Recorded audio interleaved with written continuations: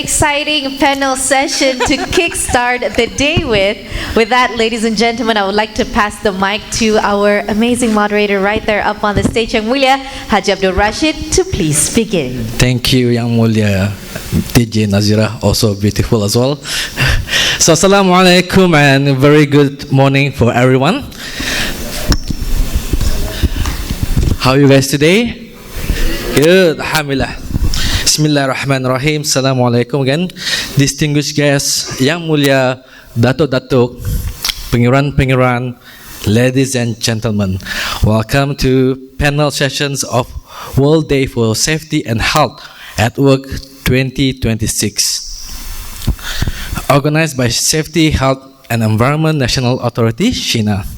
It is my honor to acknowledge the presence of Shena Board of Directors, government officials, managers from respective organizations, and to all distinguished guests, professionals, practitioners from all industries. A very warm welcome to each of you.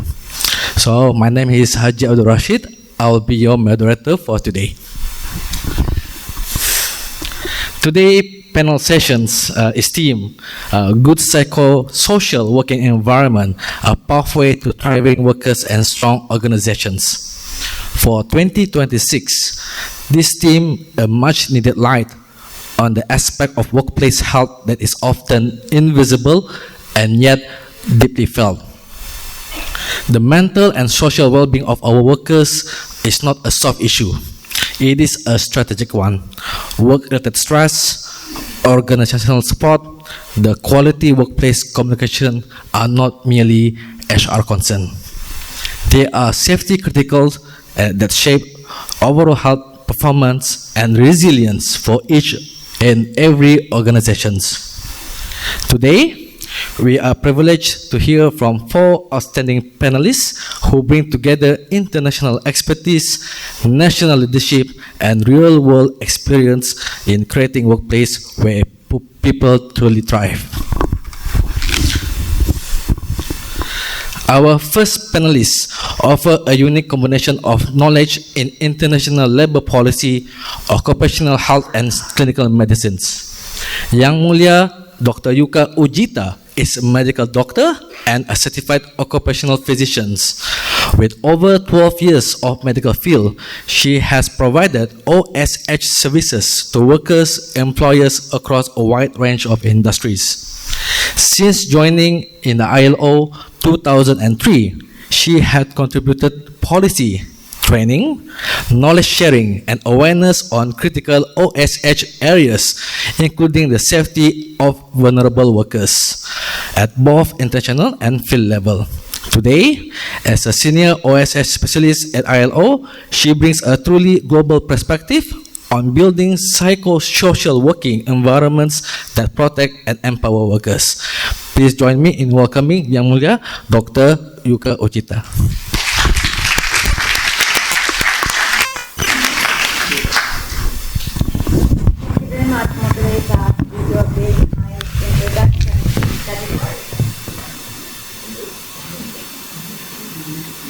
Hello. All right. Good morning. First of all, on behalf of the International Labour Organization, I would like to express our appreciation to first Shena to organize this successful event, the Safety Forum 2026. And also they thank the organizer to invite, engage the ILO and share our approach. And actually, for the next 8 minutes, I will just briefly present our global report in the occasion of the World Day for Safety and Health at Work 2026. As you see, every year, April 28 is the World Day for Safety and Health at Work. And actually, the theme every year change, but this year we selected the psychosocial working environment. By the way, I'm not sure you heard about or that you are working with or that they know about what is the ILO. ILO is the one of the United Nations agency, specialized agency on world of work. And actually the occupational health and safety is our core mandate. Within the United Nations, ILO is responsible for health and safety at work. And let me start from the first slide. Actually, you saw the video. Actually, it's projected the earlier opening session by my colleague Manarazi at headquarters. But this is the reason why we chose the psychosocial working environment for the theme for the 2026, because the impact is huge. However, maybe I need to clarify. Actually, the psychosocial working environment is not equal to the mental health, right? The psychosocial working environment affect both your physical and the mental health and safety as well. So let me start. What is the psychosocial working environment? Actually, in your workplace, you are working, perhaps I guess, you are working as the occupational health and safety experts or the HR human resource person or the manager or the workers to address prevention of the occupational accident, injury, disease. Because of our workplace are surrounded a lot of hazards. This is the typical hazards at work, maybe the unstable object or the slippage or the working from height, machinery, a lot of hazards. Very often, mainly we address this kind of physical hazards. However, we should not forget about psychosocial hazards. And this is the theme, this is the issue we will discuss, we will address today. And a lot of psychosocial factors exist. I will touch upon in a couple of seconds, but we have a lot of factors. But once it is hazardous or it is harmful to your health and safety, it is the psychosocial hazards. Then we have to assess and control the risk of these hazards or the factors to your health and safety. So this is the some steps or the aspect. And this is some example. What is the factor, psychosocial factor? 3 dimensions, 3 elements. First is the job. What is the job? And what is the demand by the job? And also what is the resources? What is the matching between the job requirement and your skills? And also what kind of responsibility the job require? And the design of the task itself, or how you can use your skill, knowledge, experience to carry out the job. This is the first element. Second is the how the work is managed and organized. This is the more, the task by the employer or the supervisor. And the how the workers recognize or understand their role or the task. It is clarified or not clarified. If it is not clear, it is the source of the stress. And what about predictability of the task? If of course, sometimes you have the ad hoc or the urgent task, urgent job.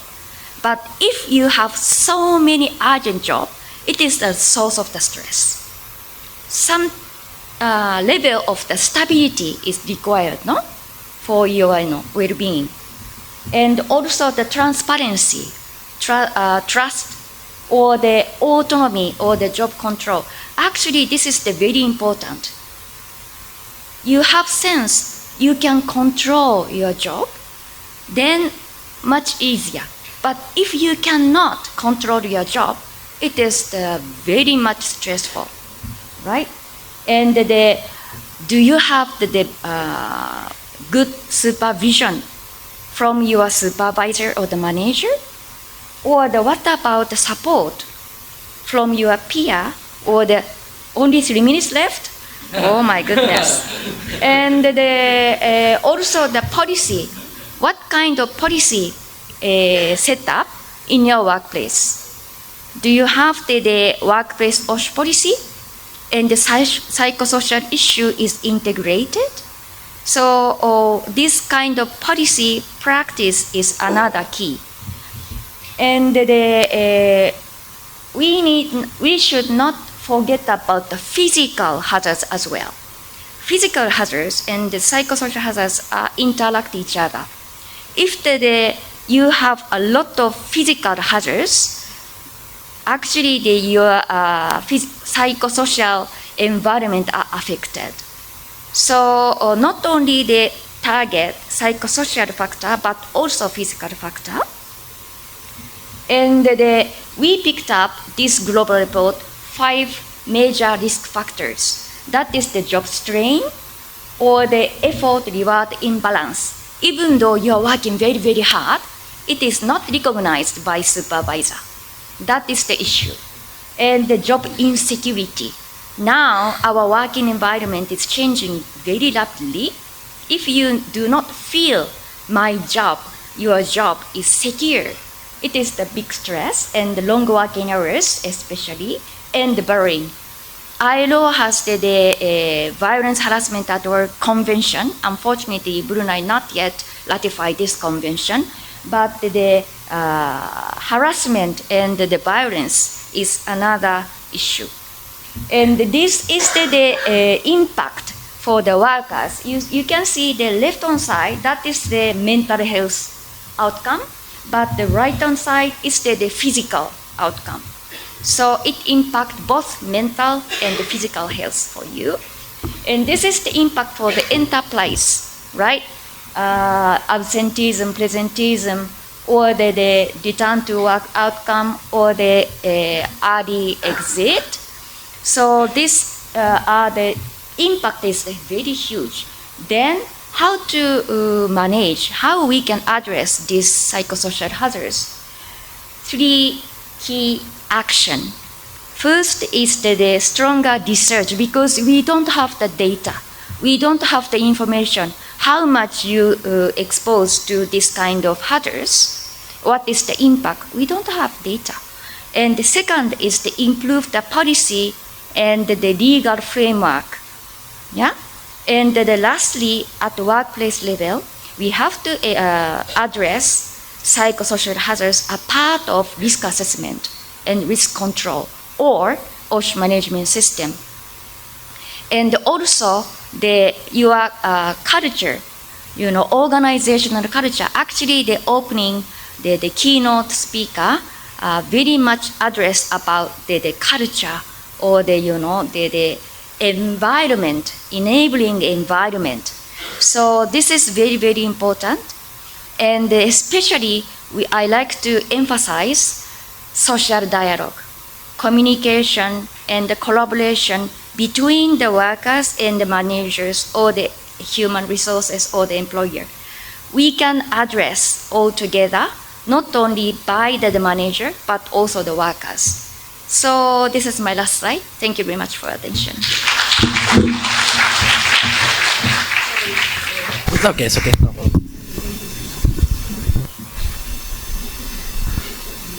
Okay. Thank you, Yang Mulia Doctor. I'm certain everyone is concentrating on the slides. Doctor will be here the whole day.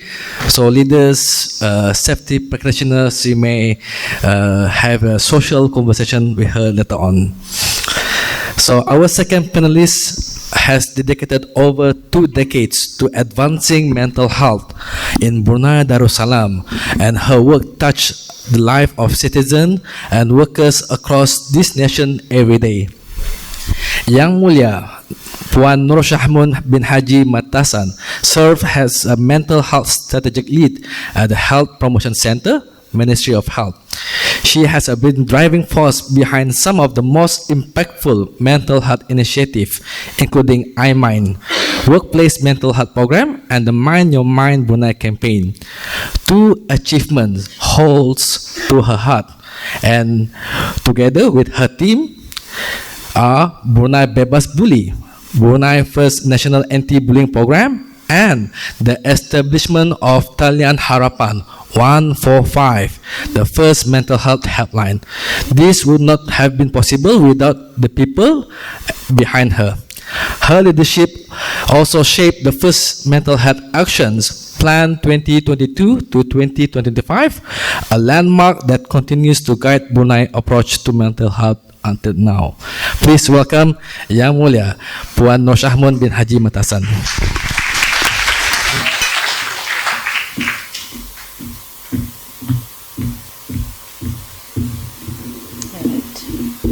Bismillahirrahmanirrahim. Rabbi shrah li sadri wa yassir li amri wahlul 'uqdatam min lisani yafqahu qawli. Assalamualaikum warahmatullahi wabarakatuh, and good morning everybody.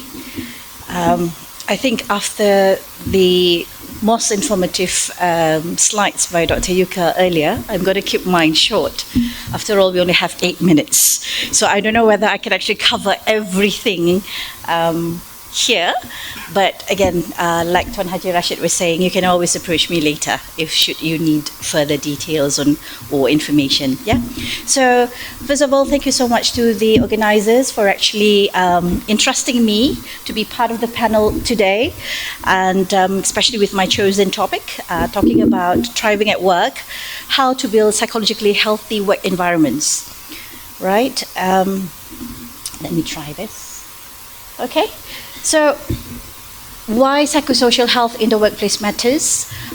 We all know, as per today, I think we're going to discuss this more and more about certain things, recurrent things. We all know that all workers have the right to safe and healthy environment at work, and we know as well work can actually protect our mental health. And decent work especially supports good mental health by providing us a livelihood, a way to earn rizki, and to perform our ibadah. And of course, it gives us a sense of confidence, purpose and achievement, and opportunity for positive relationships and inclusion in a community, and as well as a platform for structured routines, among other benefits. So, few key definitions that I'd like to share with you today, and keep it in mind, yes, as we go along. I think when we talk about health, often we missed it.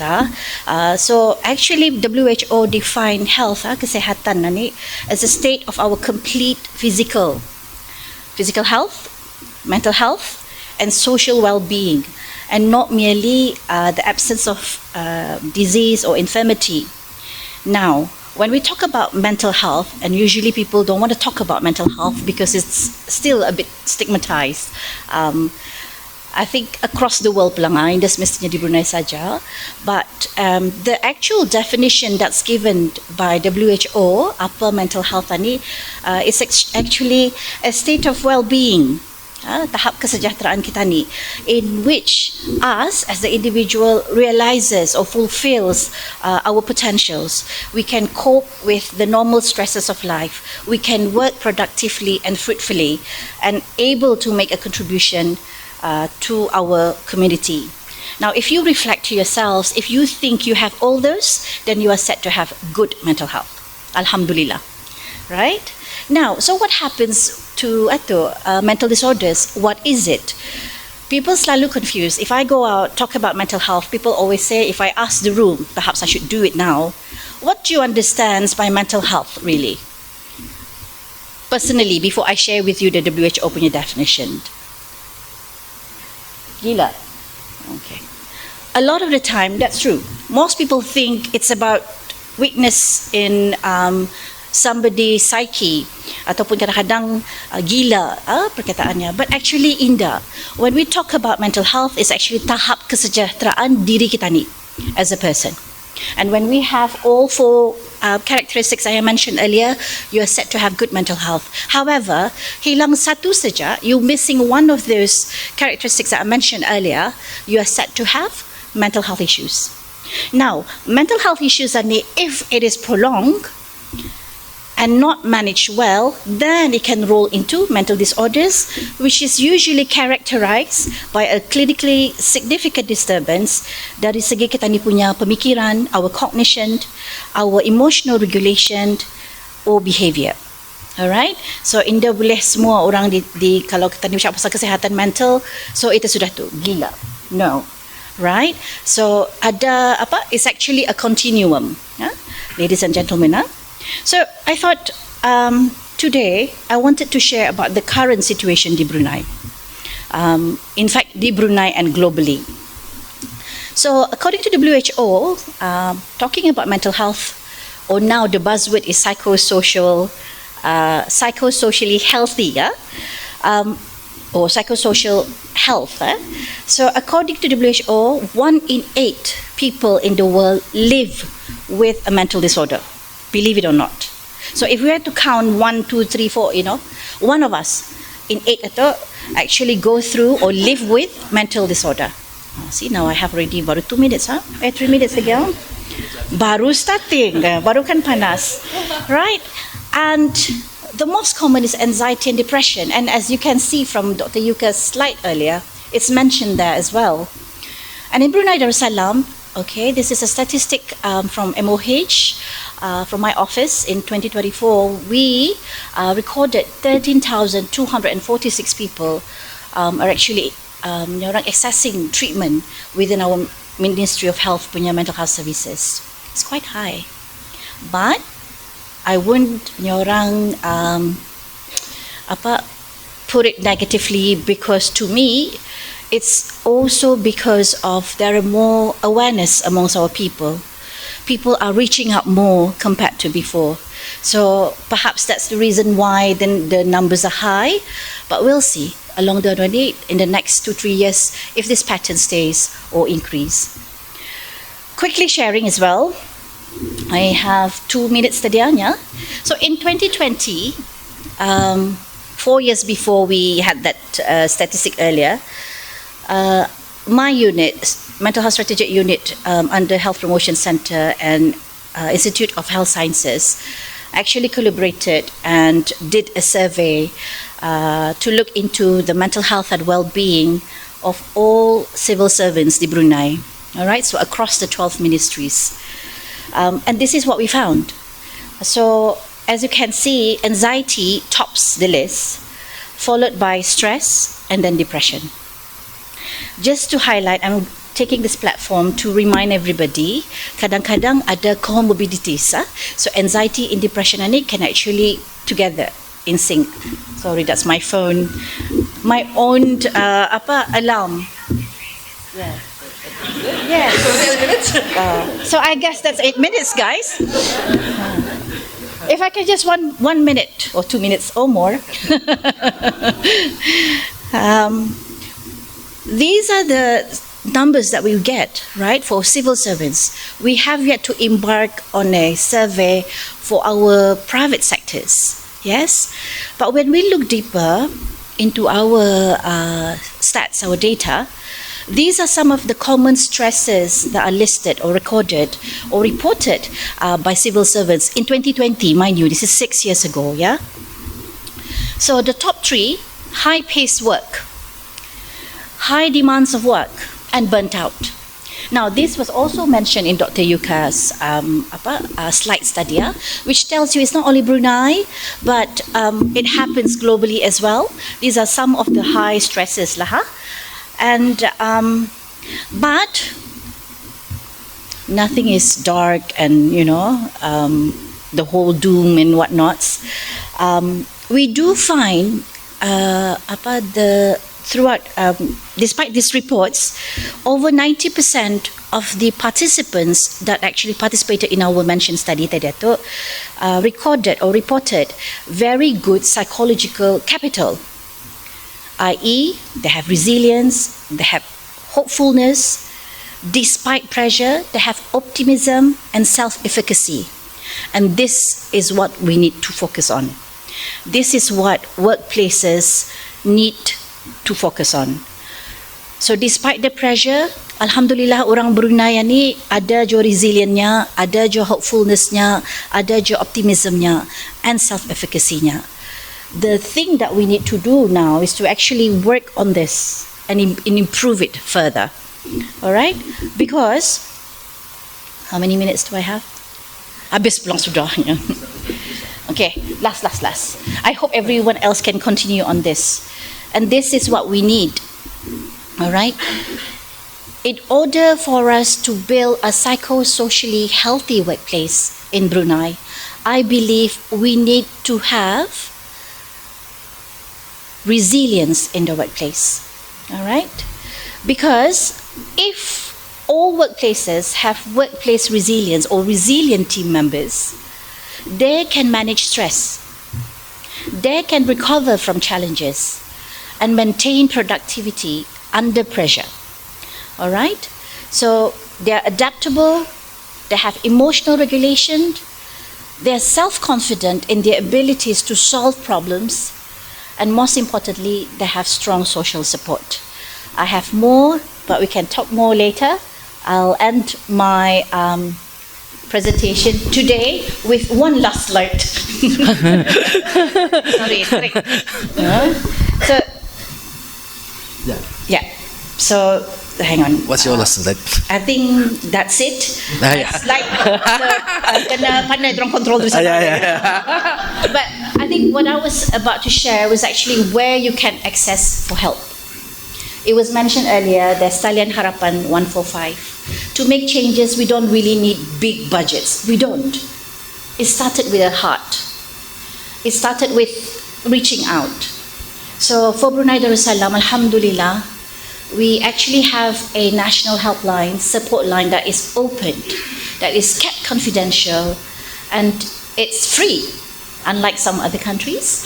So Talian Harapan 145, you can always reach out and access for help there, or you can access different Instagrams, which I think I will share later. Okay. Thank you.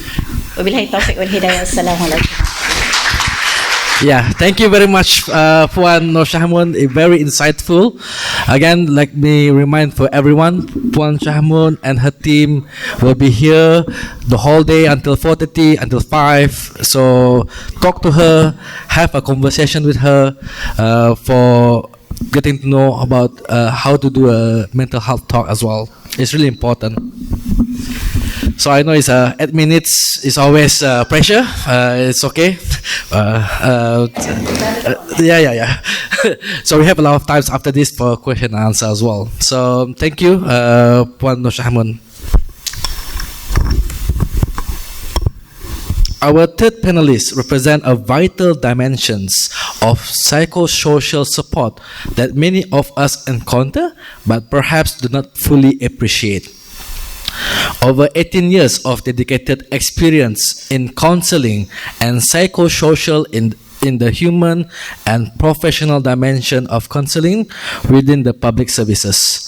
Yang Mulia Awang Haji Amir Shukri bin Haji Zawawi is a senior counseling officer at the Public Service Department under PMO, a career built on listening, understanding, and helping people navigate some of their most challenging moments. He holds a master's degree in counseling from University Brunei Darussalam and Bachelor of Arts in Psychology and ASEAN Studies from the University of Queensland. His work spans individual and group counseling, workplace mental health awareness, and public services well-being initiative. Please welcome Yang Mulia Awang Haji Amir Shukri bin Haji Zawawi.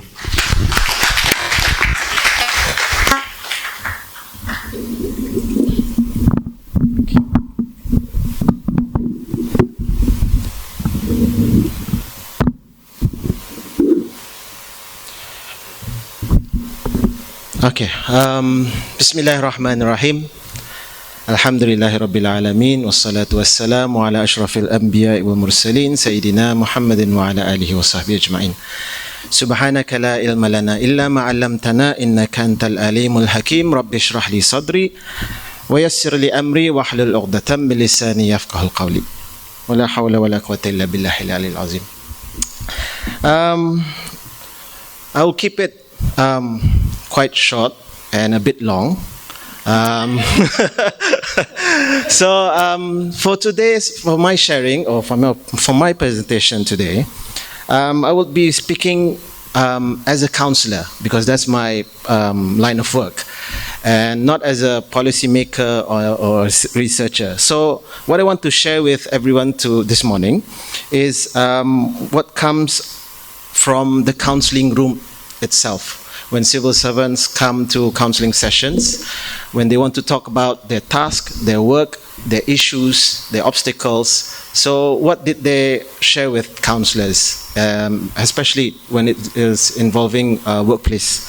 So that is what I'm going to talk about. So this is just a quick understanding for everyone that good psychosocial working environments are created not only when people are respected, supported, but as mentioned before, there's a place for them to speak up, and also a safe space for them to speak up. And also the most important thing is for them to a place or an avenue for them to recover from any pressure, any obstacles, or even any issues that they might face. Okay, so when civil servants come for counseling, the issues are just not really just about difficult tasks. It's not about the task itself, but very often it's about the relationships at work, the communications, difficulty in communication, not only with their supervisors, even with their colleagues or even with their subordinates, the expectations at work, or even the feeling of being unsupported at work. So those are mostly what they share with us. So they may say things like, "I do not feel heard by my supervisor," or some dealing with conflicts within their own team, and even sometimes we do hear a lot where others are carrying personal worries silently while continuing their daily work activities. So this tells us that workplace stress is often relational. So there's a relation to work stress.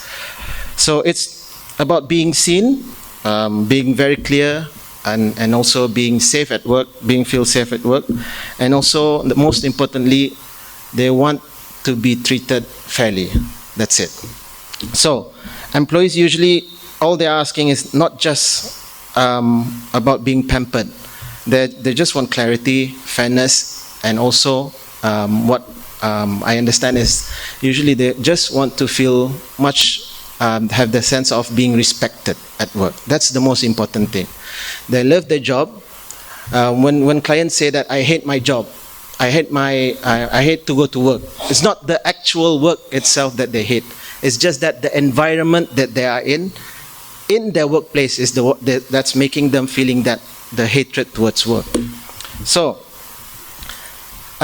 if I had to name one most important factors in a psychologically healthy working environment, it will be the line supervisor, or what we call in CSD or Counselling Service Division is the direct supervisor to the employee, or even the work colleagues that in the workplace. So it's not just merely the policy that we have. We might have a mental health policy at work. We also might have a harassment guidelines that we have in the government sector, or we might also have a mental health guideline policy or some sort.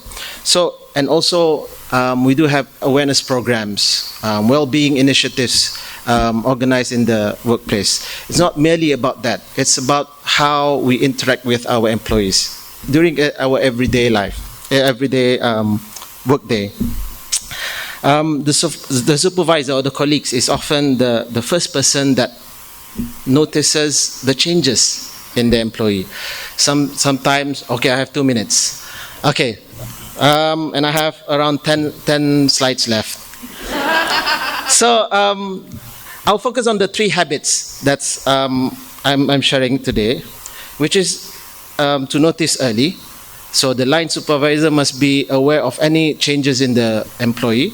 Number 2 is to make the workplace a safe place for everyone to speak up about whatever they are encountering, whether it's personal, whether it's professional, in the professional lives. And then most importantly, the 3rd habit is to refer without stigma. Because as we all know, counselling has its own stigma, not only in Brunei Darussalam, but also internationally.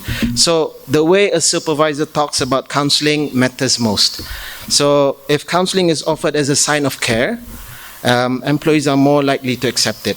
But if it's the opposite, which is often the case, it is offered as a warning, as a punishment, then they will avoid counselling if they can. That is what's happening with us, unfortunately.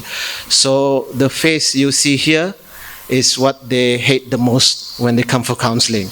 So all the anger, all the sadness, usually anger. Usually they will attend counselling, they will be angry because the stigma of counselling in Brunei Darussalam is quite high, quite negative for me, sorry. Now, this one is going to be what is being shared before, like there's the practical actions that any organization can take. I'll focus on probably one thing there, which is ease of accessibility, which is very, very important. So with ease of accessibility is where an organization makes counseling or even referrals or getting mental health service is easy and structured, and most importantly, easy to talk about with anyone else. So there's no stigma. The next one is about getting help is actually a strength, and it's not a sign of weakness.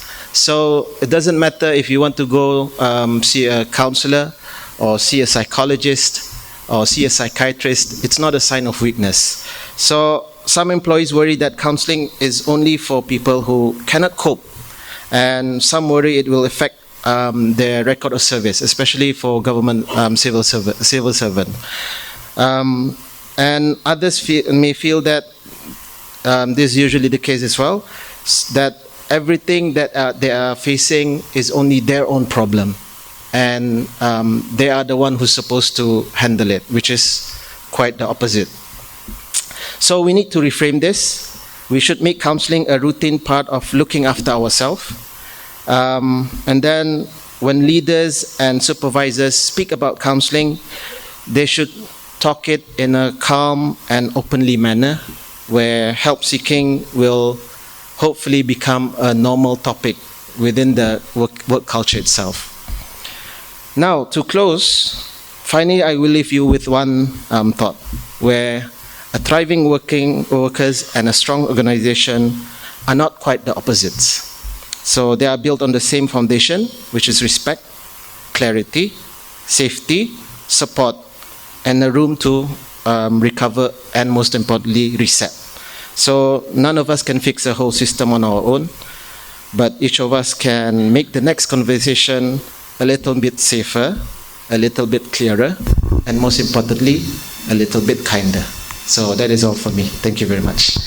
Round of applause for Tuan Amir Shukri for very insightful, and keyword just now is ease of access. Again, remember his face after lunch. Have a social conversations. How to safety dialogue for today with the team.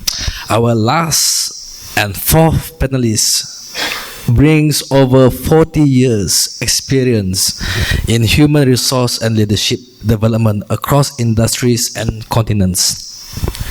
Yang Mulia Hajah Zainab, Omar, Chartered Fellow CIPD, began her career with Brunei Shell Joint Ventures in 1983, progressing through senior leadership roles across Brunei, Europe, and Middle East, where she received both the CEO Award of Excellence and the Best Coach and the Mentor Award. As former HR Director of BSP from 2017 to 2023, she championed talent management, employee engagement, and Brunaization across the BSJV companies.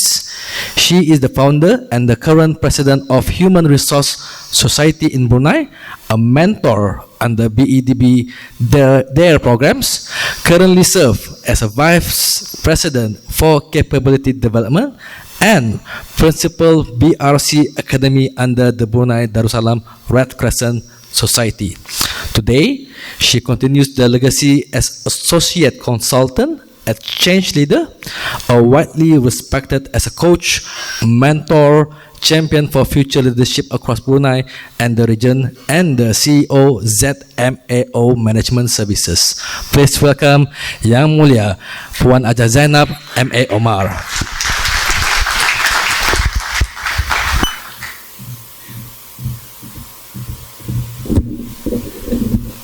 Bismillahirrahmanirrahim. Assalamualaikum warahmatullahi ta'ala wabarakatuh. A very good morning, everyone. 6 series sudah, so I have to put my enabler on first. Okay, here we go. I thought about this a lot, you know. A lot of my colleagues tells me that I get pressured when I have little time to talk because I love talking. So 8 minutes is a lot of pressure for me. My mental health is at stake right now.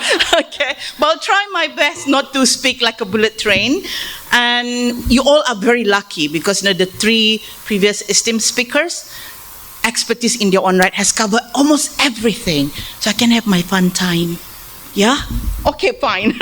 So this is what I'm gonna go about today. So I'm going to cover 4 areas. So I thought about, no, Zainab, don't go definition, don't go theories, not so much. Let's go into organization. Just dig into the organization. That's what is my specialty. So I'm going to talk about what are the strategic importance and also the business cases for organization for investing in psychosocial support in the workplace. And then we look into the key psychosocial support programs, or we call them employee-assisted programs. And then we're going to look into a simple framework for organizational implementation. And last but not least, we'll go into essential implementation components for success. You don't want to just do anything for not being successful, right? So you want to be successful.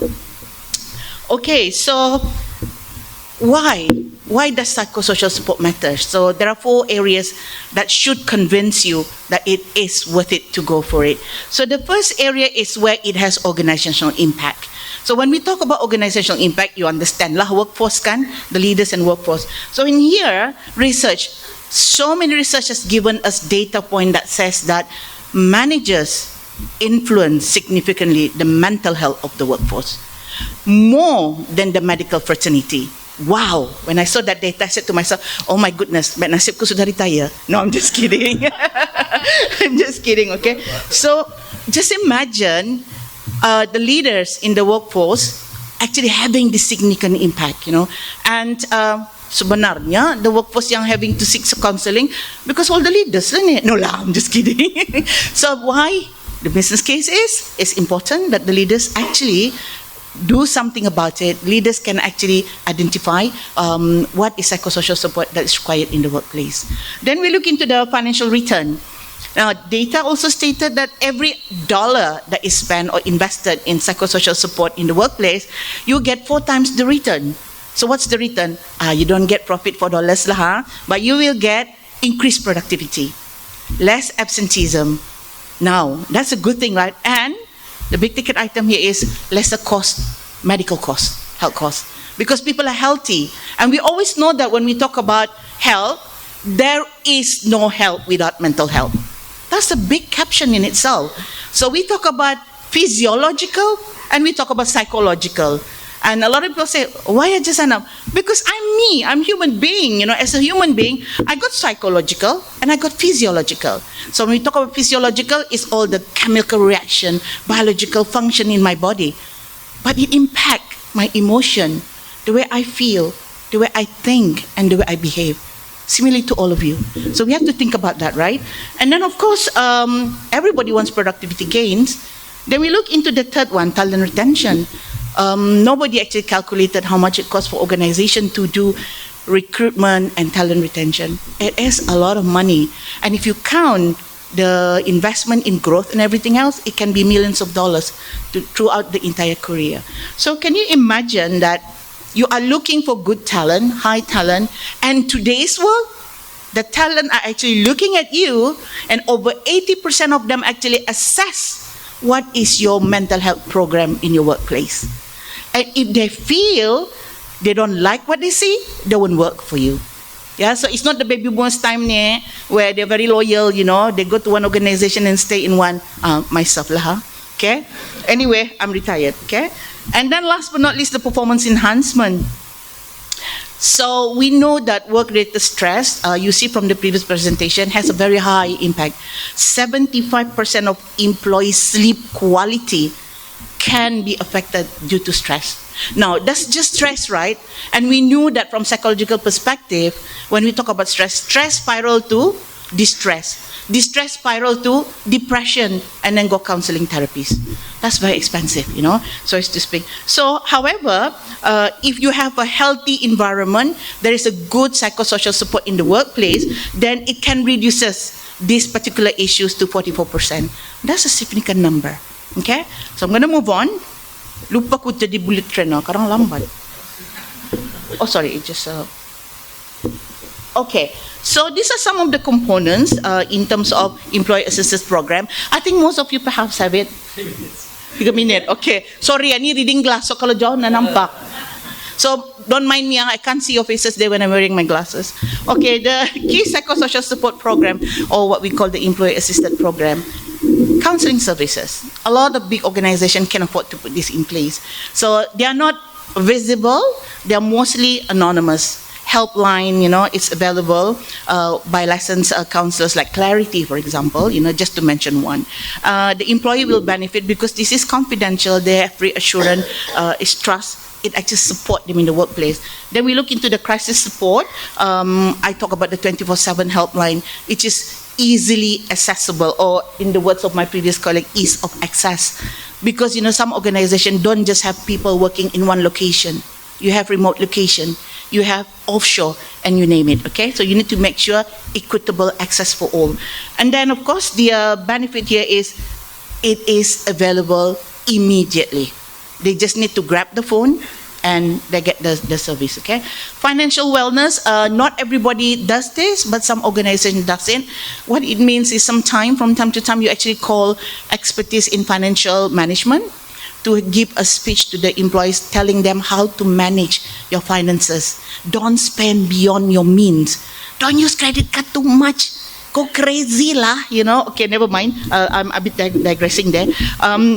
Employee benefit is actually giving you that peace of mind that you are able to control your financial situation. Okay, come what may. Last but not least, referral services. This is where, a community resource facilities come into mind. For example, you refer to not only Talian Harapan 145. Thank you, Syahmun, for putting that in place. And of course, we have the Health Promotion Center and the Ministry of Health as well. They have a lot of resources. So not many people know about this, okay? And this is sort of like giving you that extended care, the pathway to extended care. All right? Now, we talk a lot about those areas, but at the same time, remember the first slide, I talk about managers actually influence significantly the mental health.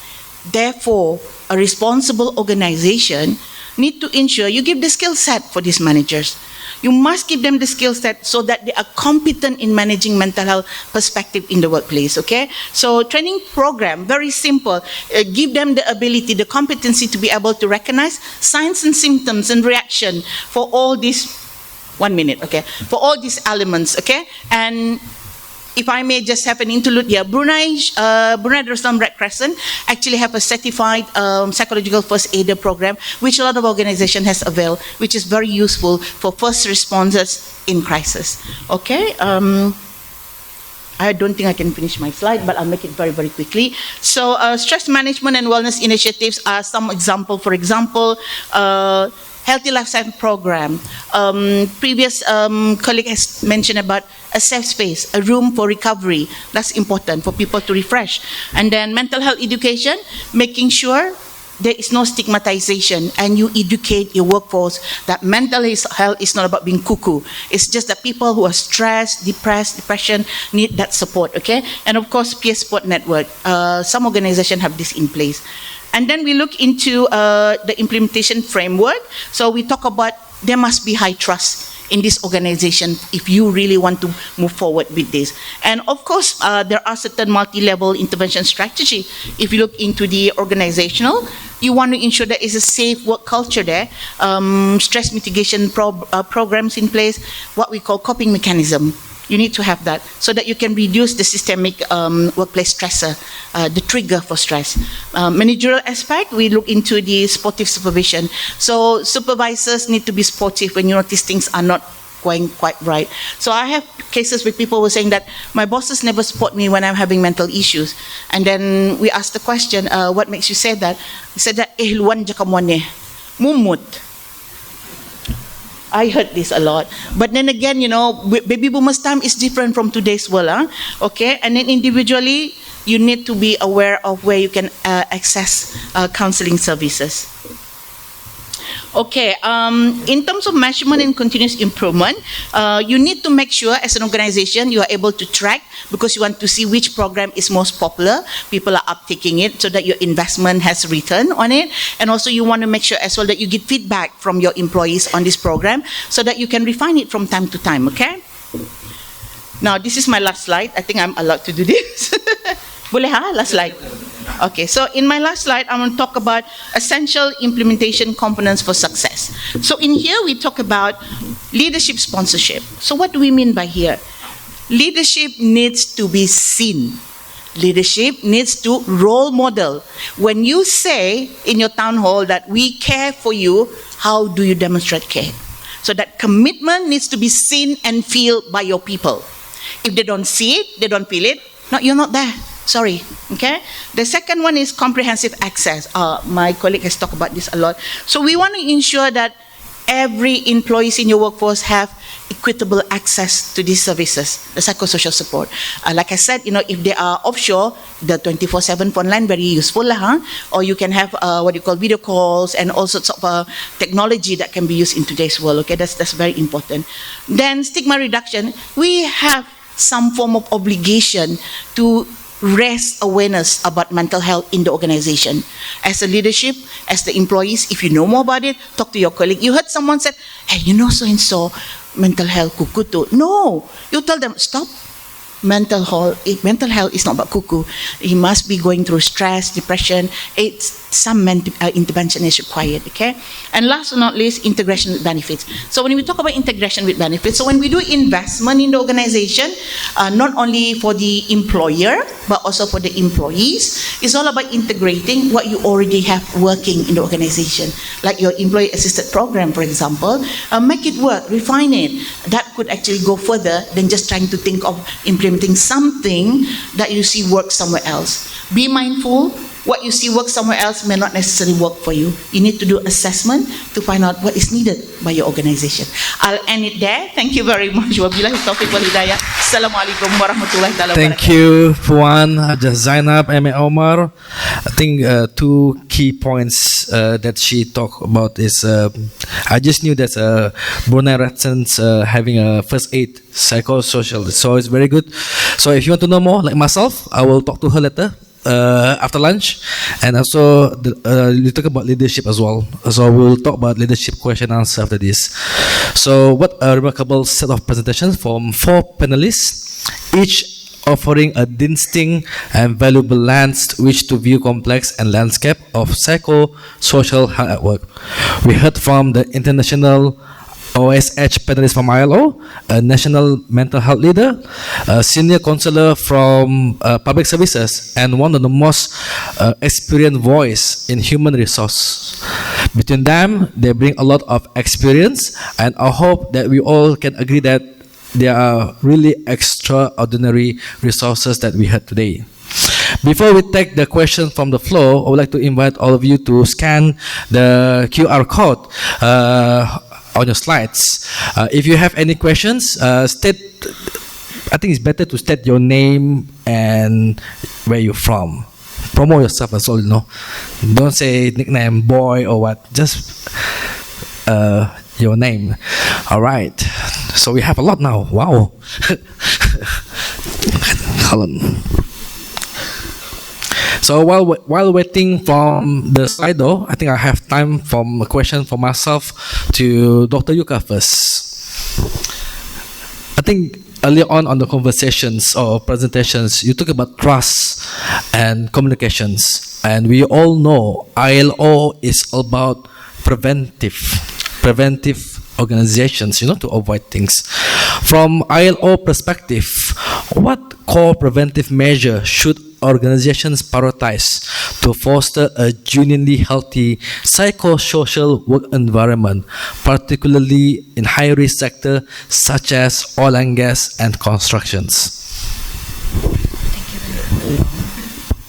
Thank you for your question. The priority action in the organization, right? Okay. So first of all speakers pointed out maybe the first step is the recognition. Recognition, the psychosocial issues matters to everyone, both workers and managers, employers. But to make it happen, maybe you need incentive, isn't it? And for the business, actually, the prevention pays, right? And especially the keynote speaker this morning emphasized is the happy workers is productive. It is very commonly understood now, and actually, if the workers are not healthy, the productivity is decreased. So this is the very good incentive for the employers, managers, the healthy, both physical and the psychosocial healthy workers are productive. And also, this is very much, reputation of your business. The responsible business conduct, due diligence, or the corporate social responsibility, or you can address, yes, our workers, our staff are all healthy, then you can, advocate your business, yes, we are all healthy. So that is the very good incentive for the business. And also for the workers, many speakers says we are the human being. We cannot separate ourselves in the workplace and outside the workplace. If we are happy and healthy in the workplace, we can happy in the outside of the workplace. Then your family, your community, all are happy. So a lot of incentive. But how we can address, because our ILO's position is to prevent the source of the stress. Of course, the support of the psychosocial support or the stress management is important. At the same time, we need to reduce or mitigate the hazards, the source of the stress itself. You can start from the risk assessment and risk control. Already you have the good system, no? Risk control system. So just integrate psychosocial factors into your already established OSHWA management system. Thank you, Dr. Yuka. I have to apologize. Just now, one question regarding the hazards. Can someone put it again? Because I think I clicked answered just now. Because there's a lot of votes on that regarding on psychosocial hazards. I'm not so sure who is that. But anyway, thank you for that. For the insight, you talk about CSR. I think majority of oil and gas industries do CSR programs for their part of their health and well-being and sharing back to the community. I think one of the also like to ask actually from the audience now is Can psychosocial hazards include favoritism, manipulations, delayed decision-making, and intentional workplace pressure that slowly push employees to resign? I think I'll pass to Puan Hajah Zainab first. Can you repeat the question? Okay. Can psychosocial hazards include favoritism, manipulations, delayed decision-making, and intentional workplace pressure that slowly push employees to resign? Absolutely. Okay. So we talk about, even I don't have to elaborate. In my presentation just now, I talk about physiological and psychological, right? And then psychological wise, and this particular question really impinge on psychological disturbance. You talk about the feeling, the thought process, you talk about how it transpires into the behavior. So when you look about favoritism and manipulation, you're not giving any voice to the employee. Yeah? You're not giving them any influence to do things the way they think and see right or fit. And then delayed decision making can, of course, you know lah apa impactnya. And of course, intentional workplace pressure that slowly pushes employee to resign. Definitely, because when you talk about creating very healthy workplace, it is a workplace where people come to work happy. It's a place where people want to do more in the organization. They don't see any favoritism. They get recognized. Whatever effort they put in, they get the equal recognition. So when favoritism comes in, that could cause a mental issues for people. It's stressing. It's causing issues into depression, and mental health will come into place. Thank you. Thank you very much, Puan Hajah. I think next questions, I would like to go to Tuan Hajah Amir, I think, first, from the slides, I think. How we can avoid making psychosocial well-being just another program and campaign? Yeah. It's quite easy and difficult as well. The answer is back to the leaders themselves. So as mentioned, I think this will also be connected to how to get leaders to prioritize their employee well-being other than focusing on production or productivity. So as mentioned by Dr. Fadilah Kamsa before, being a leader is so much more than being asking people to do their work, monitoring their KPIs and everything. You have to have that emotional EQ as well. So empathy. So sometimes being a leader, we sometimes forget that our workers are human themselves as well. So like I mentioned before, just be human to them, care for them, listen to them, and be much more kinder in whatever we are trying to portray or ask them. So in order to get leaders to be on board in any well-being initiatives, we have to make everyone and the working environment a healthier one by having an open discussion, open communication in the office as well. So it starts with the leaders themselves. Thank you. Okay, thank you. Can you think I would like Puan Syahmun to add on from Tuan now? I think basically he has said it all to me. But yeah, I mean, it's one thing to do campaigns to raise awareness on mental health and well-being of your people. But if you don't address the issue at hand, no matter how many campaigns, no matter how many talks you make them attend, it will still it won't solve anything. That's what I'm trying to say. So it won't solve anything. So I think, like Tuan Hajah Amir was saying, having an open communication channels, feedbacks is important, because KPI is one thing, but again, like you said, Tuan Hajah Amir, employees are humans. Employees and employers are humans. We need to understand that everybody have their limits and needs as well. So if you are to focus more on production or productivity without actually caring for the well-being of the people, again my pen falls off, you won't go anywhere. So I'm dropping everything now. But so, sorry, going on circles here, but I think you need to know the root cause, looked into the root cause of things. No amount of campaigns or talks will solve things without actually looking or going back to the root cause or the risk. Right. I think to answer just before you hand over the mic, there's one audience questions from audience. When or could the MOH conduct the mental health survey in the private sector next? Okay, I think I get this question a lot. Alhamdulillah, actually 2026 or rather quarter 4, that was the aim for us to do for private sectors, because when we did ours back then in 2020, the idea was to continue for private sectors, but lo and behold, COVID-19 happened. And then budget cuts also happened, so we didn't manage to do it. But inshallah, we'll be doing it. The plan is either Q4 or Q1 next year. Inshallah, look out for it.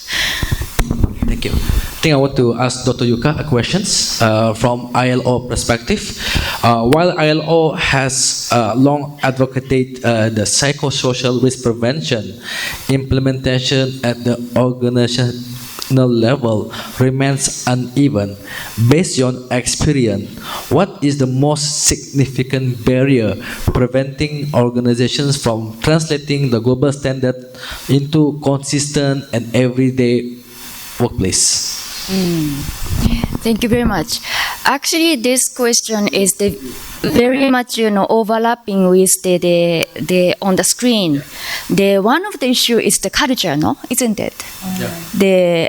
Of course, we encourage the open communication, but still there's some hesitation to talk about mental or the psycho something. So if we hear the psycho, it's something far from ourselves. That is the big barrier for us. And now our world work is changing. Many people can work at home or any location, and we are very much they use the digitalization AI. So that kind of issues to make it more complicated.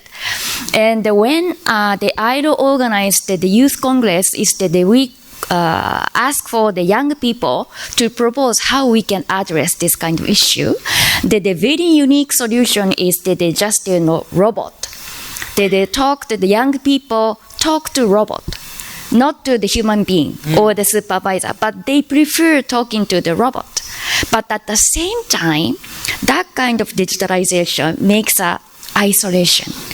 And I'm not sure about the culture of the Brunei, but for some countries like Japan, the isolation of the workers is one of the issue.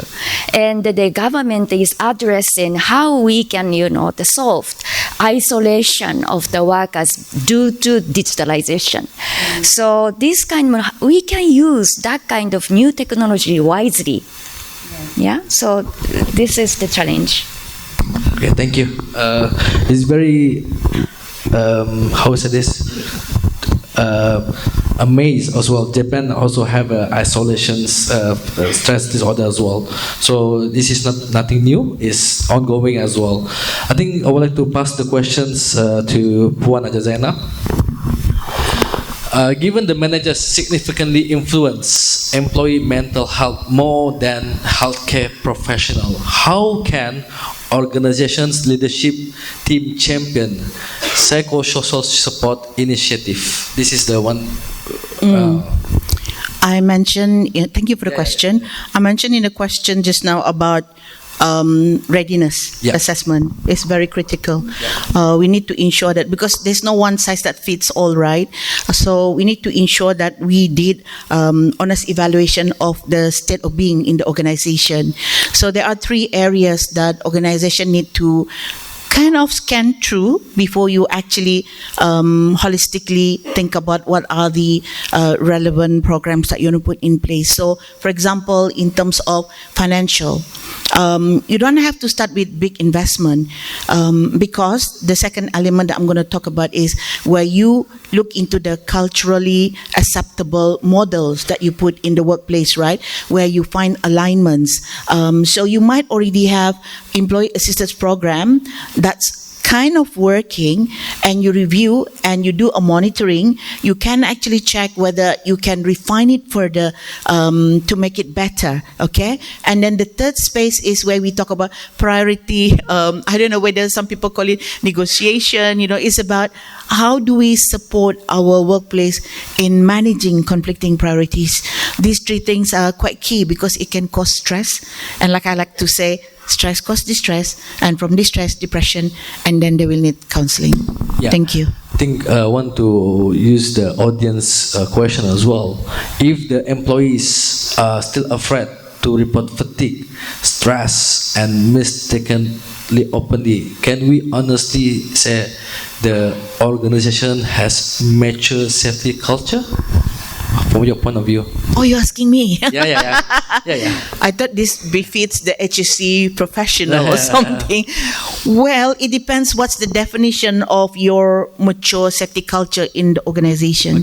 Because every organization have it differently, right? But for me personally, if you talk about mature organization, not just from the perspective of safety culture, but also from the people culture, people need to feel safe to voice their expression. They should feel there is a psychologically safe space for them to voice their opinion without being judged, without any penalty. Thank you. All right. I think one of the questions been raised by audience. Psychological safety is the new topic in Brunei that management may find hard to digest. How do the safety professionals encourage a change in status quo? You want to answer? Amir or? Well, this is just my point of view. I think, yes, it may be new in Brunei, psychological safety, but as per what Puan Hajah was saying, if we go back to Bruneian culture in general, in the Camah Mata, we can start from there. People recognize early, when somebody is actually struggling at the workplace. We start to open, safe space to actually talk about things without fearing kana punish, as per you said, Hajah, without fearing that they're being ridiculed or something might happen to them in terms of their, I don't know, maybe bonuses cuts or whatever. So where people can actually share that, hey, I have my vulnerable moments. So I think this goes back to what Dr. Fadilah Kamsah mentioned earlier juga. It's the leaders that sets or shapes the emotional climate of a workplace, right? So when we want to start a psychologically safety or a psychologically safe culture, work culture, it should start from the leader. That's what I feel. The leader set the example. The leader models what we want to see itu. So sometimes orang takut. Most people, actually everyone pulang kala, not many people are comfortable in sharing their vulnerabilities and saying, hey, I too have my weak moments. And it takes a lot of guts, a lot of bravery and whatnot. So to me, this needs to start from the leaders. I don't know, that's my thoughts. To Amir first, before I pass to, I think to make a change, especially for us, I'm talking about in civil service context. Number one, it must be free. That service must be free. And then number two, you have to force it. So what usually we do is that what we call an initiative that from Counselling Service Division is making is that in terms of ease of accessibility, we are in the midst of trying to at least have one or two, we call them rakan musaid, a supporting colleague or supporting friend in the public service. So each ministry, each department, we are asking at least 2 of them are trained by us, Counselling Service Division, for free, number 1. And we tend to ask for nomination forcefully. Meaning forcefully is that whenever we don't really receive any from each minister, we will ask them balik-balik lah. Susulan sampai susulan ketiga, sampai until we receive a name from them and that name can confirm with us that they are joining the program. So and Alhamdulillah, after we give the program training to them, we get a very positive feedback from the ministries, from the department themselves. So it's some sort of like selling the product with a free sample in the first place, and then they have a taste of it, and then they will click that, oh, this is a very useful initiative. So we try now, Alhamdulillah, some ministries, some departments are trying to even send more than the quota. So we are trying to stop them, but they're trying to send more. So I think that's a good way to start. Probably. Thank you. I think Zainab, you want to add on Yeah, this just topic? very quickly, Tuan.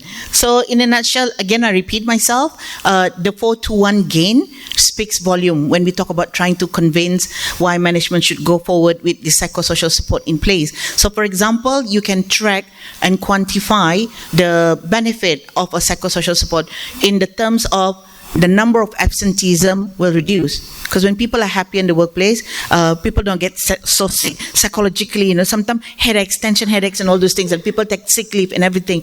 Then you can track the absenteeism will be lowered.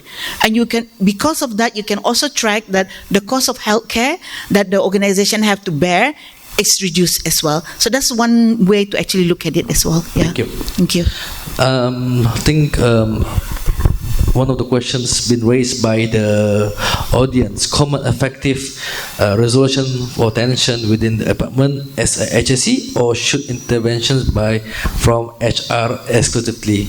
I think I just answered that actually. It's a combination of both. I think for this panel session number 1, there's a lot talking about leaderships, open communications, leaders making assignments, and CSR, ease of access, So from my personal point of view, is whole of organization approach. And I think leaders from the trades, leaders talk the walk or leaders walk the talk. So which leaders are we actually? Or in simple acronyms, I would say monkey see, monkey do. Yeah. So that's a kind of like answers for the questions. Oh, okay, he answered already. Okay, with the interest of times, I think we both 4 panelists will be here after lunch. Yeah, in the booth. You may visit a mental health booth and OSHWA booth, training booth after the lunch break. Okay. So on behalf of Shena and on behalf of everyone from our audience, I wish to extend our sincerest and deepest gratitude to our 4 distinguished panelists. Yang Mulia Dr. Yuka Ujita, Yang Mulia Nur Syahmun bin Haji Matassan, Yang Mulia Awang Amir bin Haji Zawawi, dan Yang Mulia Puan Hajah Zainab Amir Omar. Your generosity in sharing your knowledge, your experience, your patience for this subject has made this session truly exceptional. And it is short, I know. I wish it can be long. It is conversations, and this conversation have to be a dialogue every day, not just here, but starting now and towards our colleague. The industries represented in this room carry enormous responsibility for the life and livelihood of for thousands of workers in the nations. The insight shared today is not merely academic. This is call to actions. As we live today, I hope each of us carry at least one idea, one commitment, one conversations that we will bring back to our organizations that will make a difference however small, to the people who will work alongside us. This concludes panel session number 1. Please join me in the final round of applause for our panelists. Thank you very much. Wabillahi taufiq wa hidayah. Assalamualaikum warahmatullahi wabarakatuh. Back to the MCs. Thank you so much to our amazing moderator and panelists for the very insightful session and also the very engaging Q&A session.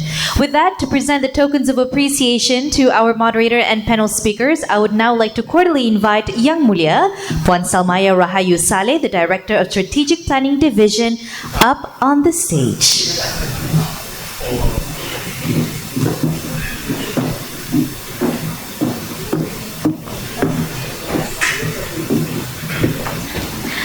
All right, with that, ladies and gentlemen, I would like to firstly call upon our moderator, Yang Mulia Haji Abdur Rasyid bin Awang Hamdani.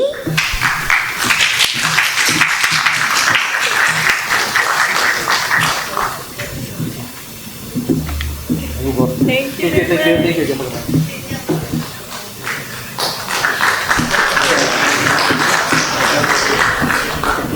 Thank you. Thank you so much. Now calling upon our speaker, Dr. Yuka Ujita.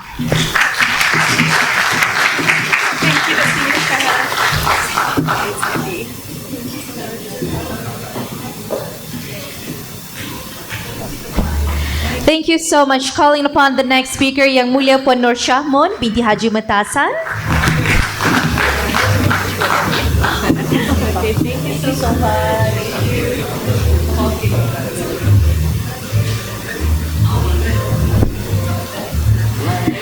Yang Mulia Tuan Haji Amir Shukri bin Haji Zawawi.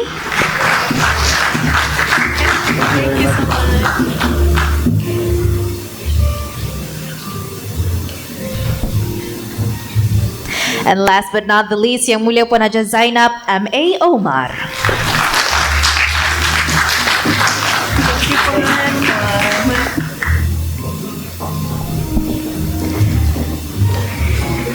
With that, ladies and gentlemen, a final round of applause for our moderator, panelists, and thank you so much to Yang Mulia Puan for giving the token of appreciation. I would now like to invite all the moderator, panelists, and also Yang Mulia Puan to please take the center stage for a group photo.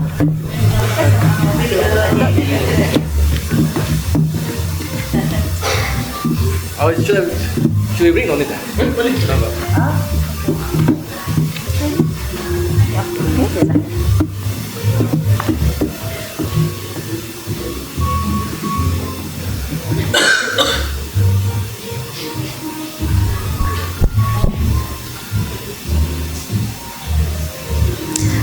Lovely. Thank you so much. Thank you.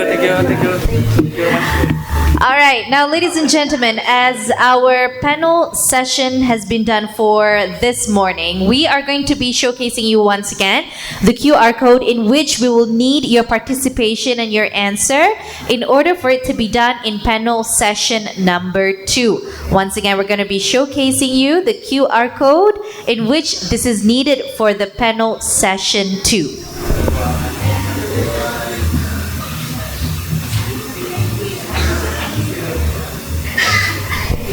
All right, with that, ladies and gentlemen, we will now be taking a break for lunch. We will reconvene at 1:30 p.m. this afternoon with the next panel session with the topic Psychosocial Health at Work, Leadership Commitment in Shaping Safe and Healthy Workplaces. As our second panel session will begin sharp at 1:30 p.m., we would need you to be here a little bit before that. Once again, we would like to appreciate the time that you would put in order to be here right on time and in order for us to start right at 1:30 p.m. Please enjoy your lunch. See you later. Thank you so much.